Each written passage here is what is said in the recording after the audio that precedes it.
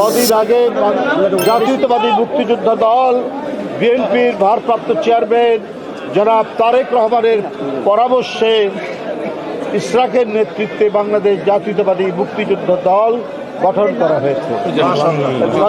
জাতীয়তাবাদী মুক্তিযোদ্ধা প্রজন্ম গঠিত হয়েছে।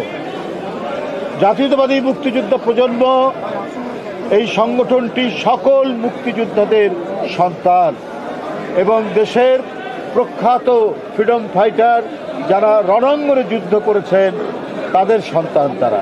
সেই চেতনা, সেই স্পিরিট, সেই লড়াইয়ের শক্তি তারাও ধারণ করে এবং তার অন্যতম নিদর্শন হচ্ছে ইঞ্জিনিয়ার ইশরাক।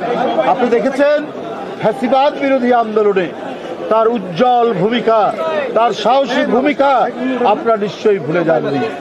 আর তার নেতৃত্বে আজকে মহান স্বাধীনতার ঘোষক এক অকুতোভয় মুক্তিযোদ্ধা সেক্টর কমান্ডার শহীদ রাষ্ট্রপতি জিয়াউর রহমানের বাজারে আমরা ফাতেহা পাঠ করেছি এবং পুষ্পার্ঘ্য অর্পণ করেছি।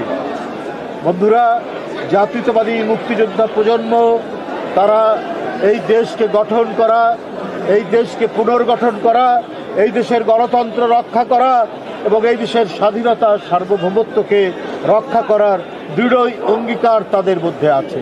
এই দেশে আর যাতে কখনোই ফ্যাসিবাদের উত্থান না হয়, আর যাতে কখনোই বাংলাদেশের স্বাধীনতা নিয়ে সার্বভৌমত্ব নিয়ে কেউ ছিনিমিনি খেলতে না পারে, তার জন্যই এই মুক্তিযোদ্ধার সন্তানরা তাদের পিতার মতো বুকের মধ্যে সমস্ত শক্তি ধারণ করে তারা কাজ করবে, তারা লড়াই করবে। এই অঙ্গীকার, এই প্রত্যয় তাদের মধ্যে। আপনারা দেখুন, শেখ হাসিনা ক্ষমতায় থাকতে কত দেশ বিরোধী কাজ করেছে, কত দেশ বিরোধী চুক্তি করেছে।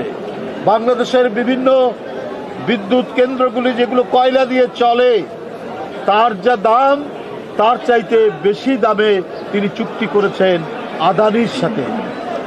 আদানির সাথে তিনি চুক্তি করেছেন যে কয়লা পুড়িয়ে যে বিদ্যুৎ সরবরাহ করবে আদানির কোম্পানি, সেটার জন্য প্রতি 2 বছর, এই 2 বছরে 14,000 কোটি টাকা বাড়তি টাকা দিতে হয়েছে। অর্থাৎ অন্যান্য যে কয়লা পুড়িয়ে যে বিদ্যুৎ উৎপাদন হয় তার যে খরচ, সেই খরচের চাইতে এত গুণ টাকা, অর্থাৎ 14,000 কোটি টাকা দিতে হয়েছে 2 বছরে।